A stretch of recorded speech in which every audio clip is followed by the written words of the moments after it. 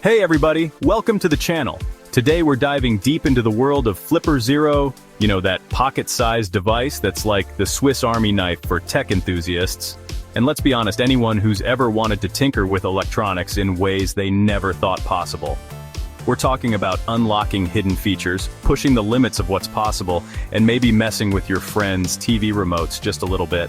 Over the next few minutes, we're going to uncover 10 Flipper Zero hacks you probably didn't know about, from replicating key fobs to controlling your home appliances with the flick of a button.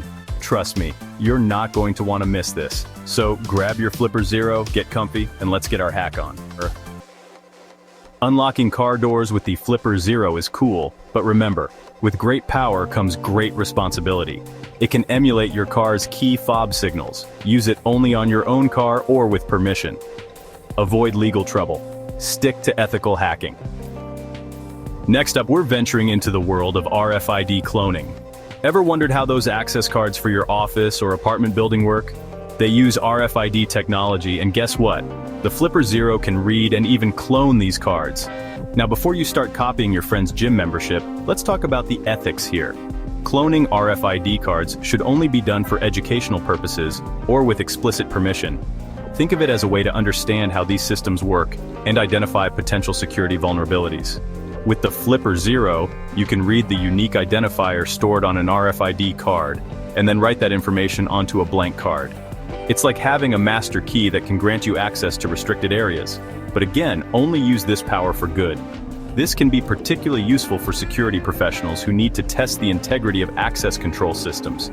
By simulating different card credentials, they can identify weaknesses and recommend improvements. Remember, knowledge is power, but it's essential to use it responsibly. Okay, time to tap into the world of NFC near-field communication. You've probably used NFC for contactless payments or maybe transferring files between your phone and other devices. But guess what? The Flipper Zero can emulate NFC tags too. This opens up a whole new realm of possibilities, from automating tasks on your smartphone to creating custom access cards. Imagine this. You walk up to your door, tap your Flipper Zero against a hidden NFC tag, and boom, your door unlocks, the lights turn on, and your favorite playlist starts playing. Now that's what I call a smart home. But it doesn't stop there. You can use NFC emulation to trigger specific actions on your phone, like automatically launching a navigation app or sending a pre-written text message. It's all about convenience and customization. The Flipper Zero gives you the power to interact with the digital world in ways you never thought possible. So get creative and explore the endless possibilities of NFC emulation. Alright, let's talk about something a little more controversial. Signal jamming. Now, before you go thinking we're about to unleash chaos upon the airwaves, it's important to understand the legal implications and ethical boundaries here. Signal jamming is heavily regulated in many countries, and for good reason. The Flipper Zero has the capability to disrupt certain wireless signals like those used by garage door openers or wireless security cameras, but I cannot stress this enough. Do not use this functionality illegally. It's crucial to understand the potential consequences of your actions and act responsibly. Signal jamming should only be used in controlled environments for educational purposes or specific security testing scenarios. For example, security professionals might use signal jamming to simulate denial of service attacks or test the resilience of wireless networks. Remember, knowledge is power, but it's essential to use it ethically and within the bounds of the law. Okay, let's dive into the world of Bluetooth sniffing with the Flipper Zero. Now, I know what you're thinking, this sounds a little bit creepy, but trust me, when used ethically, Bluetooth sniffing can be a valuable tool for security researchers and tech enthusiasts alike. The Flipper Zero can capture and analyze Bluetooth communications happening around you. This means you can potentially see device names, signal strength, and even some data packets being transmitted. Now, before you start eavesdropping on your neighbor's conversations, which, by the way, is illegal and unethical, remember that Bluetooth sniffing should only be done on your own devices or with explicit permission from the owner. It's all about respecting privacy and using this knowledge responsibly. Bluetooth sniffing can be useful for troubleshooting Bluetooth connections, identifying potential security vulnerabilities, or even just learning more about how Bluetooth devices communicate with each other. But always remember to use this power for good. Let's talk about something a little more lighthearted: controlling your world with infrared. The Flipper Zero has a built-in infrared transmitter, which means you can control all sorts of devices in your house, From TVs and air conditioners to those annoyingly loud toys your kids love so much. Remember the days of searching for the TV remote under the couch cushions? Well, those days are over. With the Flipper Zero, you can program it to control virtually any device that uses infrared remote control. It's incredibly easy to use. Just point the Flipper Zero at the device you want to control, select the appropriate remote control code, and voila, you're in command. But it's not just about convenience. You can also use the Flipper Zero's infrared capabilities for some fun pranks.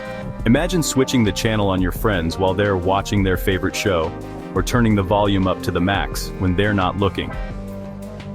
Alright, let's get a little more technical and talk about Wi-Fi deauthentication attacks. Now before you go thinking we're about to unleash a digital plague on unsuspecting coffee shop patrons, remember that ethical hacking is all about responsible disclosure and making the internet a safer place. The Flipper Zero can perform Wi-Fi deauthentication attacks, which essentially disconnect a device from a Wi-Fi network. This technique is often used by security professionals to test the strength of Wi-Fi networks and identify potential vulnerabilities. By simulating a deauthentication attack, they can assess how the network responds and whether any devices are particularly susceptible. It's important to emphasize that using Wi-Fi deauthentication attacks against networks or devices that you don't own or have permission to test is illegal and unethical. Chapter 8. Sub-GIAs, the unsung hero of wireless communication. Let's take a look at the fascinating world of sub-GHz transmissions. Now, you might not be as familiar with sub-GAs compared to its more popular cousins, Wi-Fi and Bluetooth, but trust me, it's a technology worth knowing about. Sub-GHz signals operate at frequencies below 1 GHz, and they have some unique characteristics that make them ideal for certain applications. For one, sub-GHz signals can travel longer distances and penetrate obstacles more effectively than higher frequency signals. The Flipper Zero can transmit and receive sub-GHz signals, opening up a whole world of possibilities for controlling and communicating with compatible devices. This opens up possibilities for interacting with various devices, from garage door openers and car alarms to weather stations and even some smart home gadgets. Think of it as a secret language that your Flipper Zero can use to talk to the world around you. Chapter 9. I-button keys, small key, big security, and how to hack it.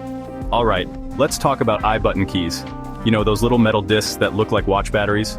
They're often used in access control systems, and guess what? The Flipper Zero can read and emulate them. I-button keys store a unique identifier that can be used to grant or deny access to restricted areas. With the Flipper Zero, you can read this identifier and then emulate it, essentially creating a copy of the key.